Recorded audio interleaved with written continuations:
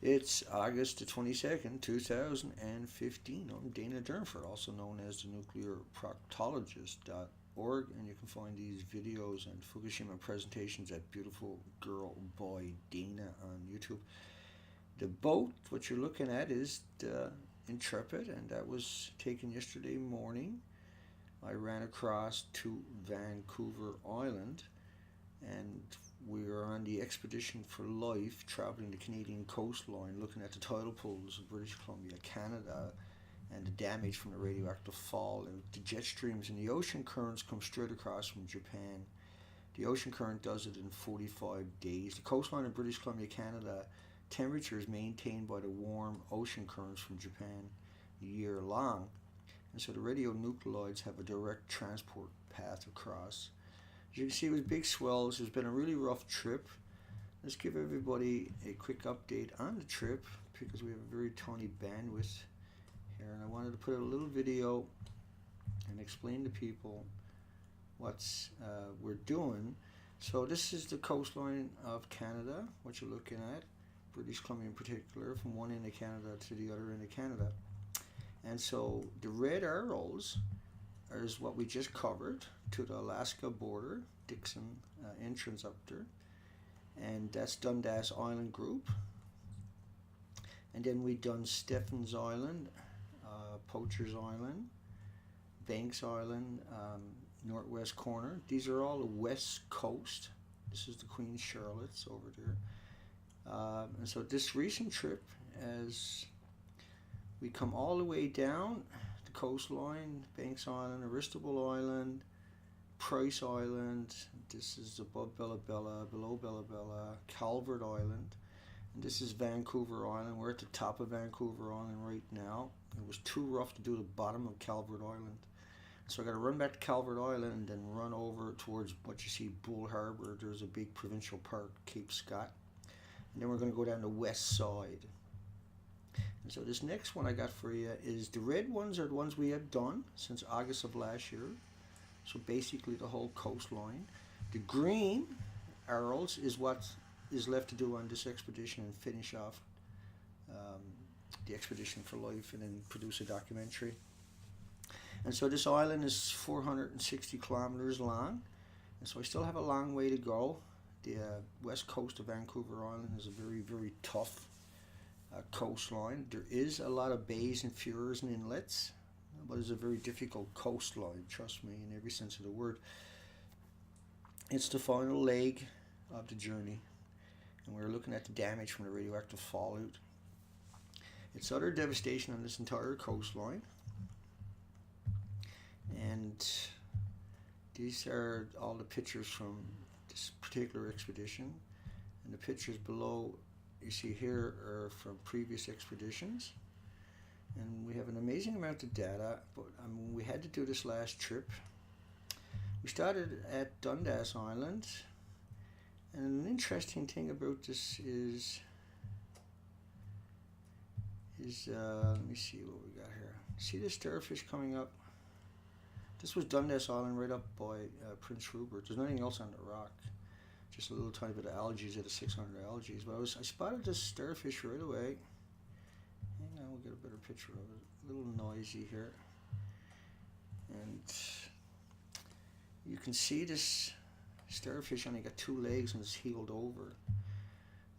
That's very unusual to see. There was mostly melted starfish the whole time. This one managed to survive it. And what they call melting starfish, this is from the radioactive fallout. And on the last day on Calvert Island, we way down the coastline. Let me scroll down and find that for us. I found its twin. It's right above that. Hang on. And so it's 4:30 in the morning. We're hoping to get this video up. And so you can see another melted starfish. That's all I found each day was melted starfish, if I found any at all. And everything was damaged. There was literally no life left on the shoreline. You can see the starfish. You see the one on the first day. This is the one on the last day at Calvert. I couldn't do yesterday morning. It was too rough out there, like that video I was showing you earlier. So we just got a small bandwidth, and we just wanted to get people up to speed that the expedition was ongoing.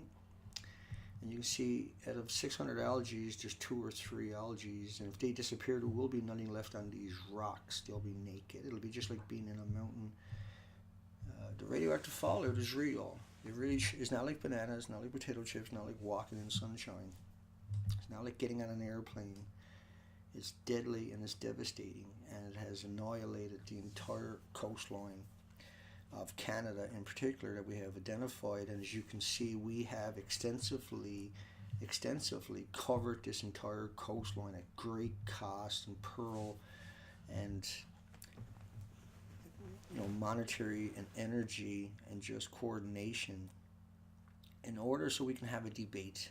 It's time to have that debate. I'm heading down. I would say I'm going to take a couple of days off. It's been a long trip. Tough trip. It's been a very tough trip. Very big seas. And we're doing the west side of the island, so there's nowhere to hide. And so I've really been put through the paces this time. And I want to finish this trip out. We have to raise enough money to continue on down the coastline and finish this out. So I'm heading for the west coast. I have to head back up to Calvert, to the bottom of Calvert. And what you're seeing here is we're doing every 20 nautical miles, basically, down the coastline. If there's a spot to do within that 20 nautical miles, basically, we'll go do it. And a lot of times we're dead on to the 20 nautical miles. We've done the Charlottes during the winter. We've done a 160-day expedition on the ocean without coming home. We don't want to do that no more. But it had to be done to identify whether it was damaged or not. What we found was, the 600 algae, only a couple exist anymore. Out of the 78 species of sea anemones, only a couple of species exist in the tidal pools. The tidal pools are naked. The mussels, the mollusks, the shellfish,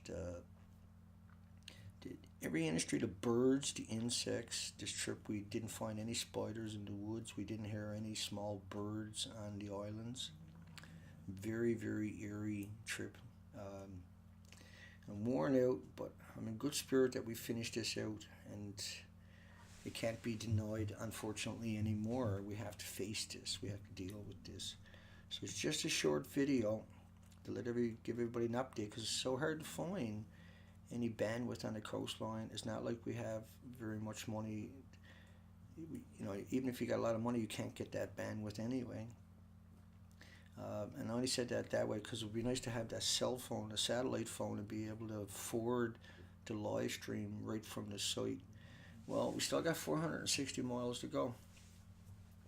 And that's a long way, trust me. We're doing the wildest part of the coastline, again, the west coast. And I'll try to get another update, a short update out for sure before I leave on Monday or Tuesday when the weather breaks.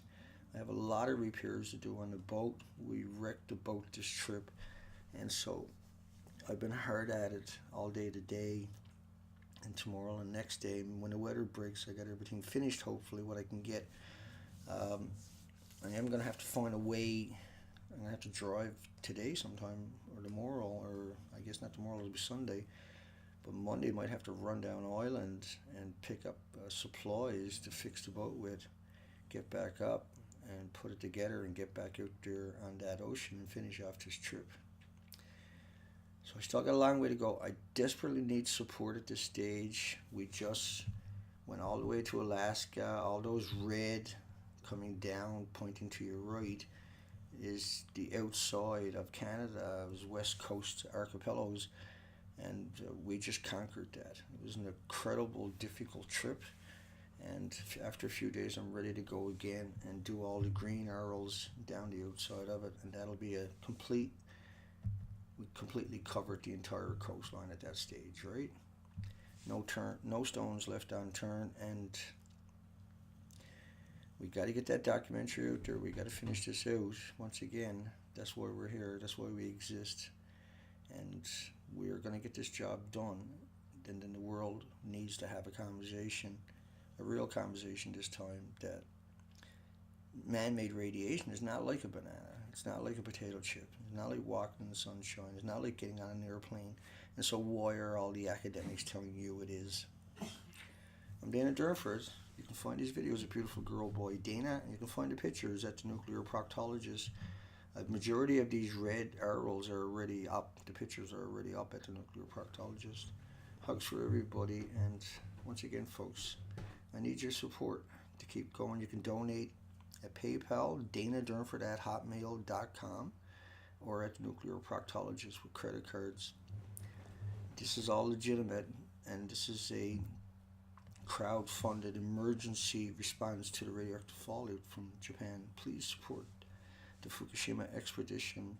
I'm tired of struggling. I'm tired of asking, but we have to do this. So, hugs for everybody. Take care, folks.